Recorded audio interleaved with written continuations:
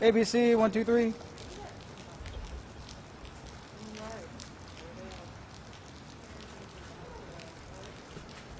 Jackie, are you recording? Yes, I am. It's already recording. I cleared it out so that I can have lots of blank space. Hi, guys. Hi, Jackie. Morning, Jack.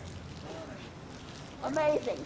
Weren't all those people that voted the first 2 weeks smart? That's all I can think of.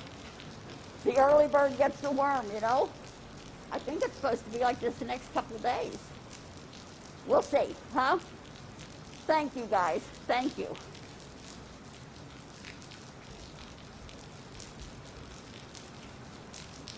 Before I came out, I had my little paper with all my numbers.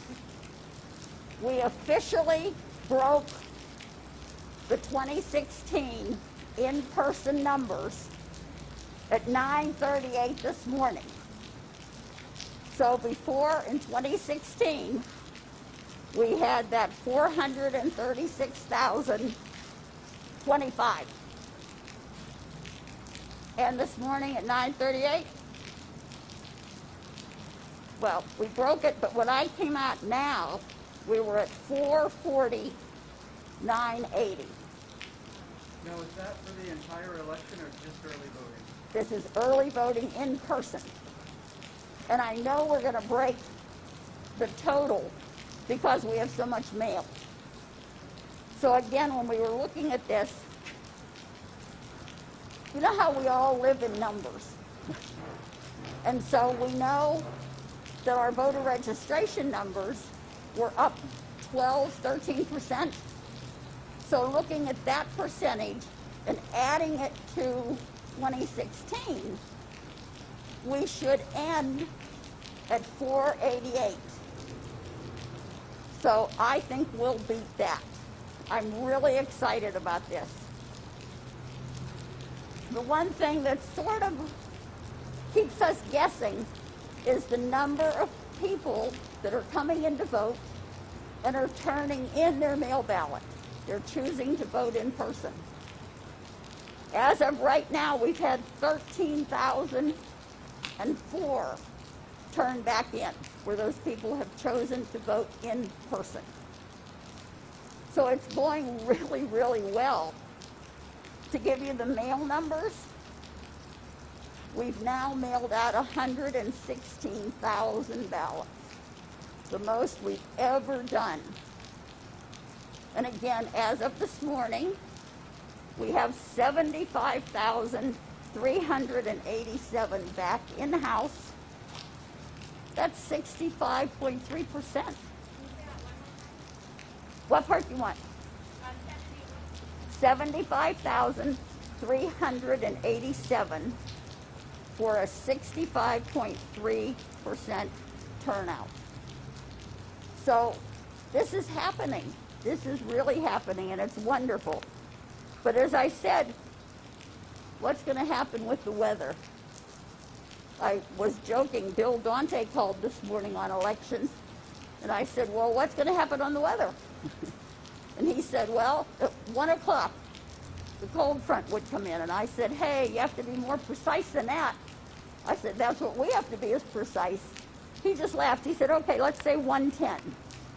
So I need to talk to him again and say, think he was a little bit low on that. So again, we now have 5 more days of early voting. These are the long, long days. So please, please, everyone, be kind to the election officials. They're going into new territory. But with the voters, it's wonderful to see that our voters, as we said before, are creatures of habit. They're going back to the locations that they know, that they have gone to for years. And those sites are being so well taken care of. The election officials have been doing a phenomenal job. The voters have absolutely helped this process along. They've socially distanced. They've brought their ID. They're using the protections that we have for COVID. Everyone's being respectful. And it's just, it's an amazing thing to see when we've already seen or dealt with well over 500,000 people. If we have the 440 in person and the 75,000 by mail, we've already touched, or they've touched us, over 500,000 people. And we're a week away from the election. So I would only guess what you all think. I have no idea what election day will look like. I really don't. What are you hearing from the voters? I know you're all out and about. What are you hearing when you're with the voters at the poll sites? Well, I went to the poll site. I went to this one and 2 others this morning. No line at all. Nobody's there. You can walk right in. You can go, what's your reaction to seeing that this morning? That there's, even if I talked to a gentleman, he said that he finally voted in because he kept driving by the Las Palmas Library and seeing a line.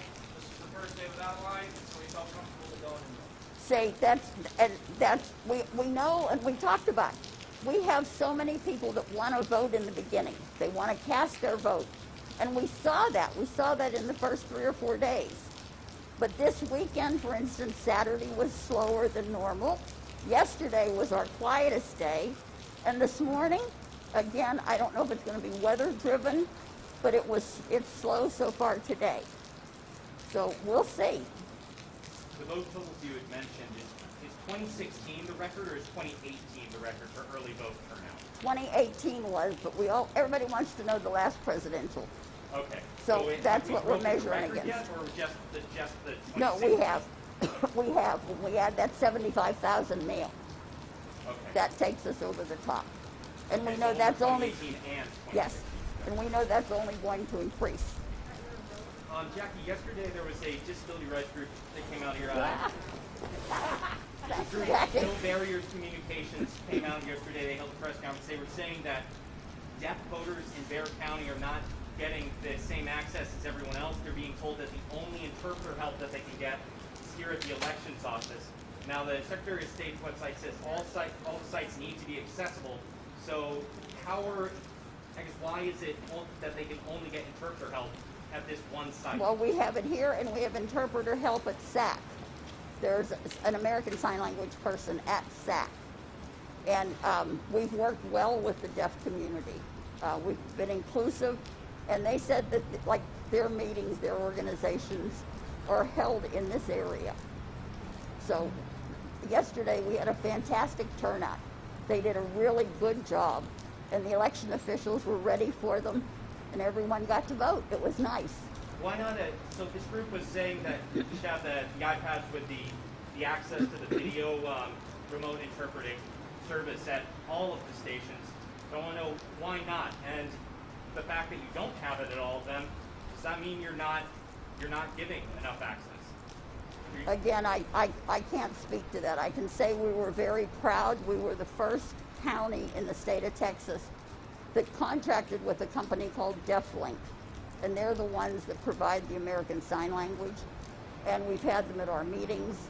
And yes, we have the 2 high visibility sites here, and hopefully we'll grow.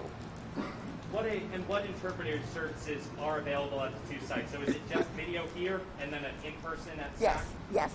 Okay. Two separate. I did hear one complaint the group had was that people coming in, they're given the iPad, but they don't have anybody read the ballot, whereas the interpreter can't read the ballot themselves. So at that point, the interpreter service isn't useful. So do you feel that your poll workers are trained enough to help them? Absolutely. We have sensitivity training. We have the disability group that comes in. We work with Larry Johnson. We work with Molly Broadway up in Austin, who runs the Texas Disability Rights Act. And we're working as best as we can. Right, so you still have several million left with it between several budgets, according to numbers the county gave us. Do you think you might end up buying more of those iPads to give more access at more sites? Absolutely. I think that's what we're going to look for. You are planning on doing that already, or you've already ordered them? No, we haven't ordered them yet, but again, we're waiting to see as we get through all of the COVID precautions and all the extra expenses. Then when this election's over, then we'll be able to purchase moving forward. I'm sorry, and are you planning on doing that for the remainder of this election, or that would just... No, that'll be future. That'll Great. be future. Does that really meet the spirit of the ADA, though, of being able to have it accessible at every site if you've only got interpretive services at 2. We have ADA accessible units. All of the election equipment is ADA accessible. I don't know if you've gotten to vote on the new system where the font increases. Every one of the units has a paddle on them that they can use. Every one of the units has a jack so that they can put, again, not for the deaf, but they can put the headsets on. Every one of the units has a port for sip and puff. So we're moving that way. We really are. Texas cannot, you couldn't purchase a voting system in Texas unless it had been certified by the ADA community.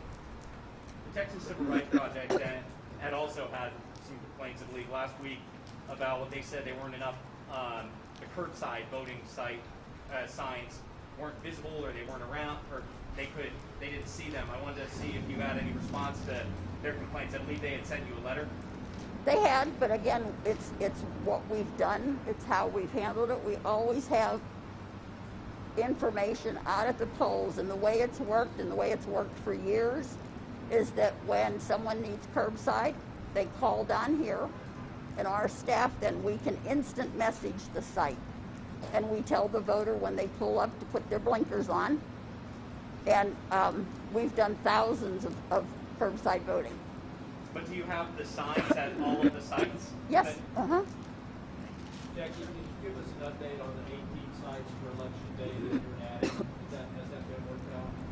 Yes, we're waiting for 2 more signed contracts, and then we'll release it. And are those in generally, outlying areas of the county? What we started with is we went back and looked at the last sites closed and then reopened those. And then did add more sites up in the precinct 3, the high growth area. So yes. Is this going to be the highest number of sites that you've ever had on election day? Or the largest number of sites? No. Back in 2010, 2012, when we would run 320, 330, because the laws were different then.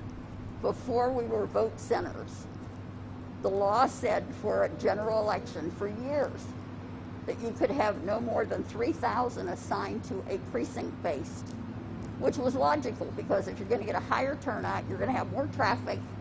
And so, but then around 2010, the legislature said the percentages were sort of holding steady.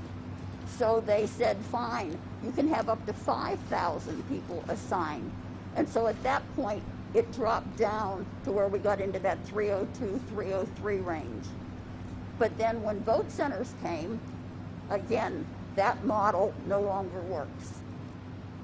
I wanted to ask one more thing about curbside voting. I know you and I talked this on Saturday a little bit. After our conversation, I went to see where I could see some of the election signs, or curbside voting signs, and I saw one put up here at the main elections office. Was that put up before or after the Texas Civil Rights Project started making its concerns? Well, that one's been here all the time. Okay. that's, yeah. And you said And the other locations too? They were given out with supplies. They were up before They Civil were Rights given, Project. yes. Now you said it's really happening, it's wonderful. How would you describe early voting about 2 weeks in already? Exhausting for the election officials.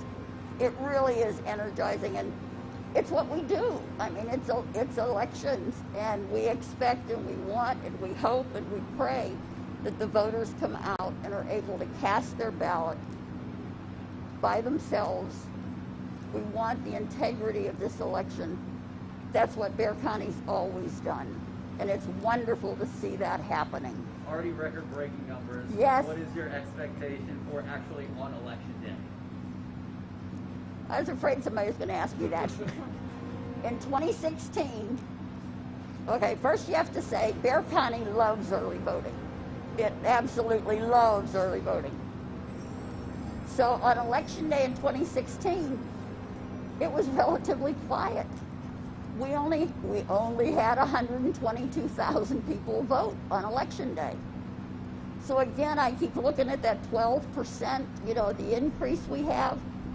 So I'm thinking that we should have 170 to 175,000 people vote on election day, which, you know, again, we all have our little goals, you know, and it's fun to have those. I think we need to finish this election here in Bexar County upwards of 700,000 people total. That really, I think it's doable. I think we're right there now. Like I said, I think we should be well north of 700, which is great. How much of a difference has this extra 6 days of early voting made as far as like planning, or maybe was it a challenge for y'all to have things ready early? Because it seems the voters are really taking advantage of it. Yes, I mean, we were really glad that the governor added those 6 days. It has helped tremendously. Did it add stress to us? You bet. You bet, because as all the lawsuits were going on, and you all know that, and you reported on them, the one that had the major challenge for us was when the Green Party candidates were added back on the ballot. At that point, we had to scurry to reprogram the election to add those 3 back on. So, and the other challenge I can speak to as an elections administrator is we saw so many people register to vote at the last minute that it was a big challenge. We went to double shifts here to make it happen because the voter registration closed October 5th and we opened October 13th. So there was real pressure to get everyone's name into that database so that when they go to the polls, they don't have to be held up. Nobody has to call. So that was our biggest challenge. If you had to look at just raw man hours, it was getting the number of registered voters into the database so that on Tuesday morning, on the 13th, when they turned on the computers, that all 1.18 million were in that computer. Based on your past experience, do you think that we'll see lines this week, particularly Thursday and Friday? Absolutely. Absolutely. Thursday. I mean, again, you know, I said before, our voters are creatures of habit. And so you have the ones that want to vote right away, and then you have the ones that want to wait and see what's happening, and then take advantage of those last couple of days. Are you thinking that the night hours going to 10 o'clock is going to be a good time for people to come in, say after 7? Again, I don't know, since we've never done it. This is new to us. On those last 2 nights, we know people were still rushing to the polls at 8 o'clock. I don't know what's going to happen Monday, Tuesday, and Wednesday, because historically, the first 3 days, the voting basically stops about 6 o'clock. And then there's very few people that are there from 6 to 8. So, except for those last 2 days. So I'm not sure what we're going to see. It's all new to us. Jackie, how many mail ballots ended up being sent out? We're still sending out. Right now, you're going to make me look at that number. It's 115,981. So, and you're still sending some of them that Yes. came in this week. Yes. And so that's it. So that's far above Oh, record. wonderful. Yes, yes. And then so out of that 115, whatever, 13,000 of them actually ended up deciding to turn in their ballots and vote in person anyways. So far, yes, yes. Again, we watch that closely. Chain of custody and everything, so we're keeping track of all of that. What do you think is driving that? That seems like a big percentage. I mean, that's more than 10% of the people who requested mail ballots. You're absolutely right. Deciding, never mind, I'm going to vote in person. Right. And I don't know what's driving that. I think, you know, y'all are out able to speak with the voters. We don't have those conversations because even when they come in and bring it in, it's not in the official's purview to ask them why. So I don't know. That's the short answer. So ask some of them and come back and tell us. Let us know. So you've sent out 115,000, and how many people have requested? Everyone that's requested is being processed and gone out. Okay, so are there more beyond the 115 that There's some, still yes. have to send out? We'll still be sending ballots through Wednesday. How many more will you be sending out than the people that requested? Probably another 2,000. Another 2,000? Another 2,000 or 2,500. What's there then? Because that deadline was Friday. Okay. And what happened, Scott, I mean, that's a great question. The deadline was the close of business Friday the 23rd. But you all are the wordsmiths, so I don't want to use the word, but there's a loophole.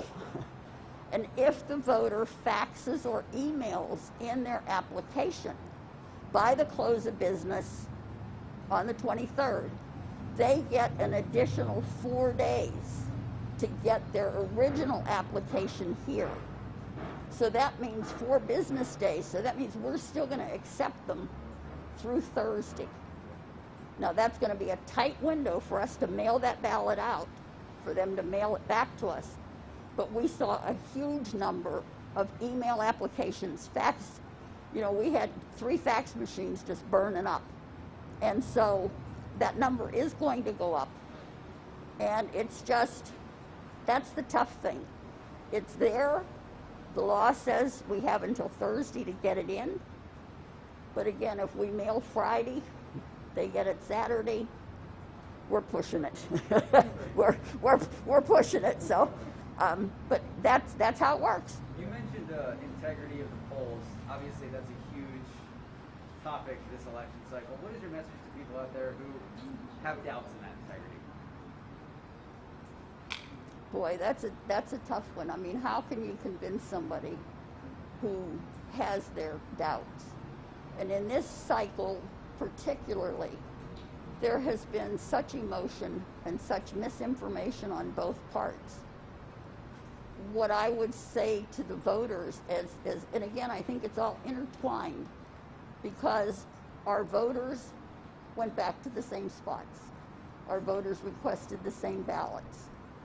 I keep using that phrase, creatures of habit, and I know there's a more eloquent way to say that. I don't know that. But I think here in Bexar County, because we've had things so stable for so long, that it puts people's mind at ease.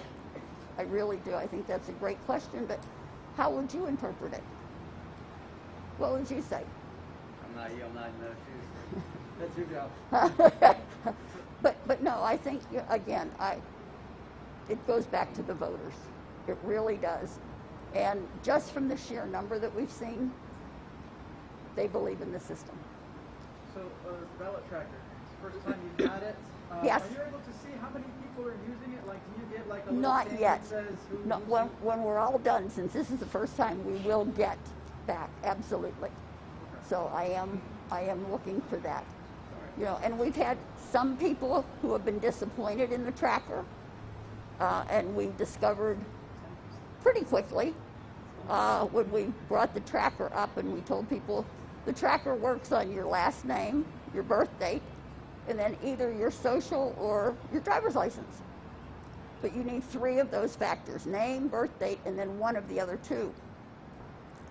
And we had started to get calls that said the tracker's not working, the tracker's not working. And we would look at our system, and their ballot was already back. So what we discovered is that the #1 reason for getting a mail ballot is, come on, what's our #1 reason? Age? Yes, over 65. That's our #1. So when those people have been longtime residents of Bexar County and they registered to vote, the registration card did not require either a driver's license or a social. So they can't complete the tracker because they're missing those 2 on their record. And so we got that word out, and that's, you know, it makes sense. But those initial calls, when they came in and said, oh, it's not working, we were just, it catches you. It's like, well, this is what we got. It's supposed to be working. But if they can't provide one of the identifiers, it's not going to bring it back. So is that kind of, glitch isn't the right word, but is Right. that kind of like a problem in the system that some of these people have been on the roll so long that they don't have that information? I mean, what's the way to correct that for the future for them? Other than taking that whole list and sending them all a new voter registration card to fill out. But again, that would raise questions, you know. So yes, we have tons of, we're seeing that, Joey, that it's just not giving them back that information. You guys